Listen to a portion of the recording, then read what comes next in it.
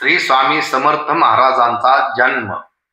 श्री स्वामी समर्थ महाराजांचा जन्म कोठे झाला, ते लहानाचे मोठे कोठे झाले, त्यांचे माता पिता कोण होते, जात कोणती होती, देश कोणता होता, त्यांनी दीक्षा कोठे घेतली, यातील एकाही गोष्टीचा तीळ मात्रही कोणाला थांग लागला नाही.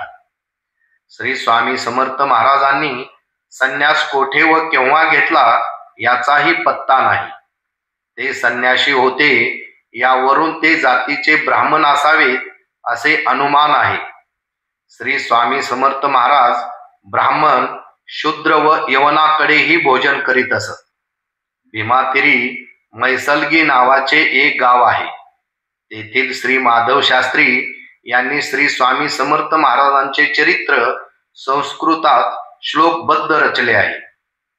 मत्स्य, कूर्म इत्यादी अवतारांचे जन्म व निर्याण आपणास ठाऊक आहेत, पण श्री गुरु कोठून आले, कोठे जन्मले हे काहीच कळत नाही.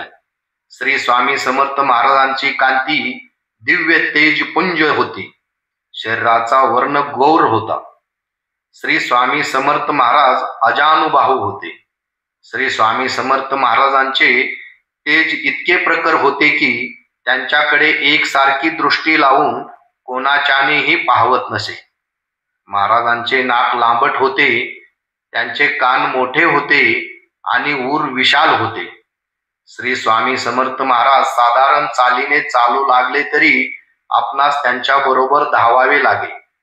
श्री स्वामी समर्थ महाराज लंगोटी नेसत असत.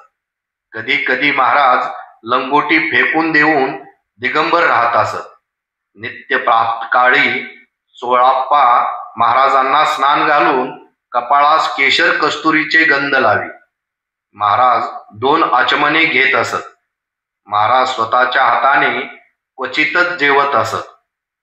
अर्भकाप्रमाणे महाराजास जेवण भरवावे लागत असे. श्री स्वामी समर्थ महाराजांचा जन्म शून्य असून सूर्याप्रमाणे त्यांचे दिव्य रूप होते.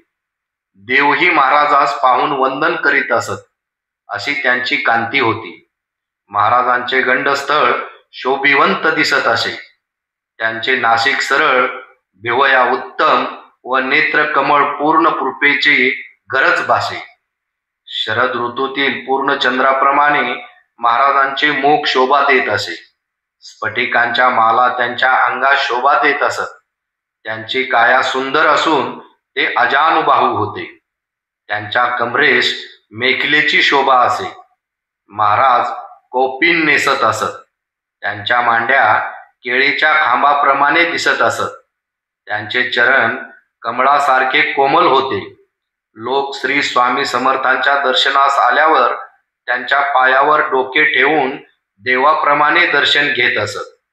कोणी एखादा पायावर डोके ठेवू लागला म्हणजे एखाद्या वेळेस मोठा चमत्कार होई. महाराजांच्या मनात कोणाला दर्शन द्यायचे नसेल तर महाराजांचे पाय आणि दर्शन घेणाराचे डोके यामध्ये एका जवा एवढे अंतर राहिल्यावर महाराज एकदम हट्ट असे म्हणत असत. त्या सरशी दर्शन घेणारा घाबरून उलता पालथा मागच्या बाजूस पडून जाई. याप्रमाणे अनेक भक्तांची धांदल उडत असे. महाराजांचे दर्शन मिळणे म्हणजे मोठे भाग्यच होते. श्री स्वामी समर्थ.